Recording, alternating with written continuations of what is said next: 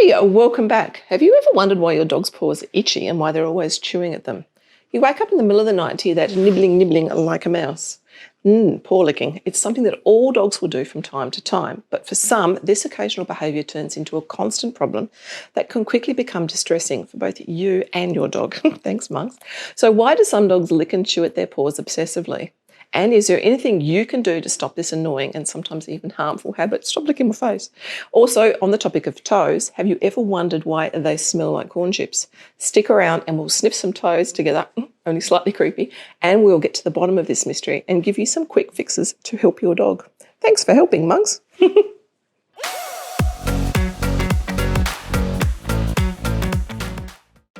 Well, there are many reasons a dog may suddenly or frequently lick or chew at their feet. Some have physical origin and some have to do with pain or itching, while others have more to do with a dog's emotional state. Well, what are the most common causes behind all that paw licking, chewing and biting? First up is injury. If your dog is targeting a single paw during their foot chewing and biting episodes, odds are pretty high that you're dealing with an injury such as a prickle, a cactus needle or a cut, or a torn or damaged nail.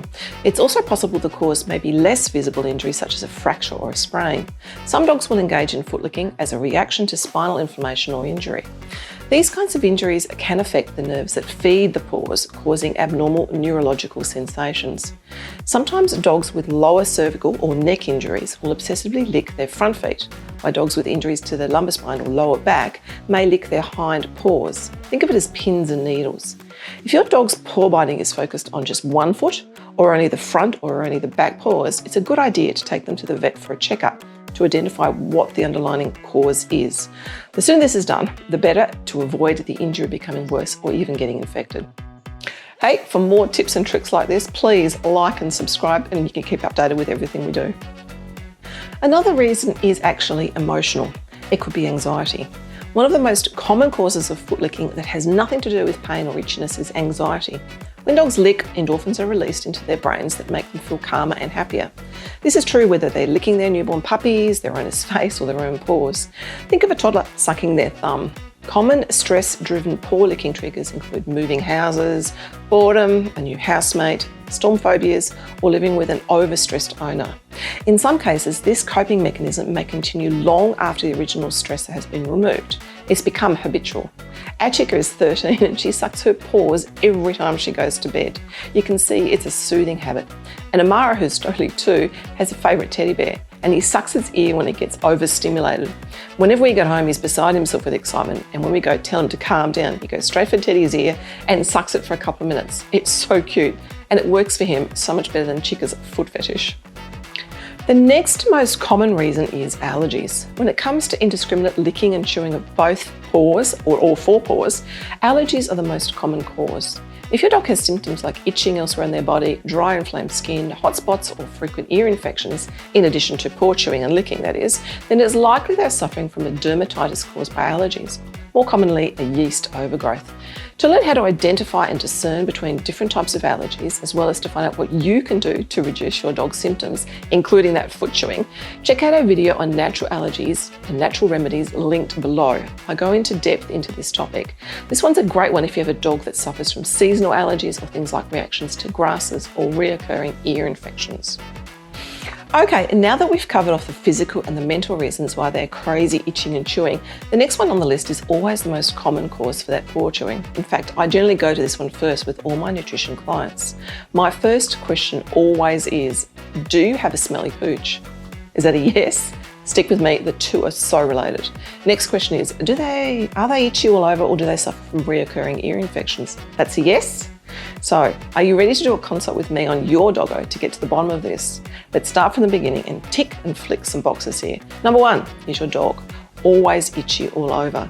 Number 2, has he been obsessively licking his paws for longer than a week? Number 3, does he keep getting infected ears and need creams and vet visits to clear him up? Number 4, he smells kind of funky and his paws smell like corn chips or popcorn. Now it's time to do that paw sniff test. Number 5, does he have red rusty stains on his fur around his toes, in his groin and under his eyes like tear stains? How'd you go? Tick 2 or more of these boxes? Well, great news. You can fix all these problems pretty easily and without spending a cent. They more than likely have got a yeast overgrowth throughout their entire body. While that sounds pretty dire, it's not. All animals, including us humans, need yeast to function. It's when it starts to grow like weeds that you will see one or more of these symptoms pop up. So what actually is a yeast infection? Yeast is a fungus that lives in your dog's intestines in small numbers, normally. It's a normal inhabitant of your dog's digestive tract and helps him to digest his food and maintain a healthy microbiome both inside and outside.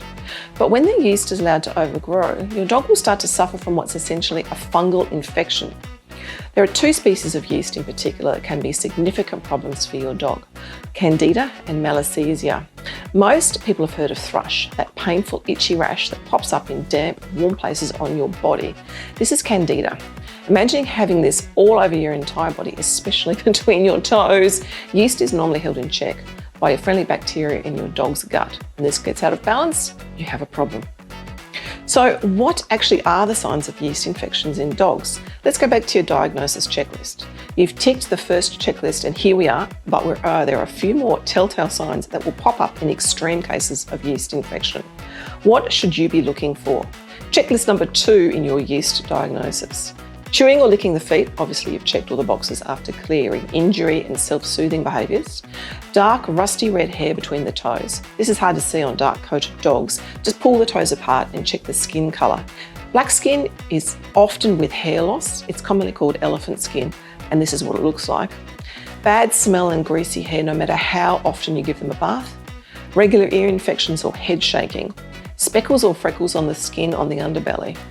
Hair loss on the tail and upper back, rust colour around the genitals or belly, tear stains that are rust red coloured and won't budge no matter what you wipe them down with. So, ticked one or more on that checklist, bingo! You've got a yeast party happening all over your dog. Now, a quick explanation about the 3 things yeast needs to grow out of control so you can get on top of the situation. The 3 things are food, that is sugar. If you've ever made a loaf of bread, sugar is needed to feed the yeast and make your bread light and fluffy. Number 2 is moisture. Your dog's licking or a hot, humid climate. Usually in summer these things pop up often.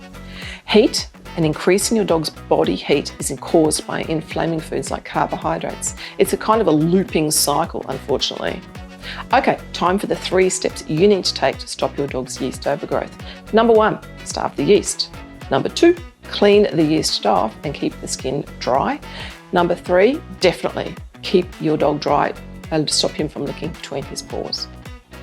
Firstly, and most importantly, you have to starve the yeast overgrowth. Yeast uses sugar as a source of food, and carbs break down into sugar in your dog's mouth and body.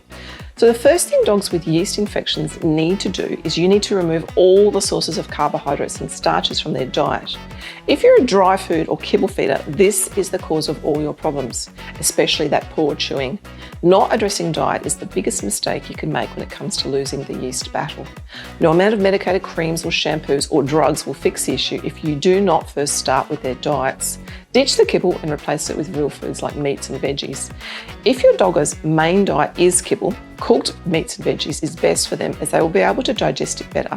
And you'll avoid that dreaded punami that often happens when you switch up too fast. I've done an in-depth video on transitioning from kibble to raw. Check out the link below. Now, the second thing you need to do is disinfect your dog's skin to stop that itch. If you're looking to avoid expensive antifungal drugs, you'll have to disinfect your pet's skin yourself. Nothing is going to kill excessive yeast unless you begin a skin microbiome balancing protocol, so that you'll need to disinfect the affected areas of your dog's body, or in this case, their paws where the opportunistic yeast overgrowth is most present. Some simple and cheap home remedies that can help stop that itch. Unfortunately, these will not cure the problem, just relieve the itchy symptoms and help soothe and heal any damage done by that chewing. Diet is the MVP here. If you don't ditch those carbs, you're still feeding sugars to the yeast.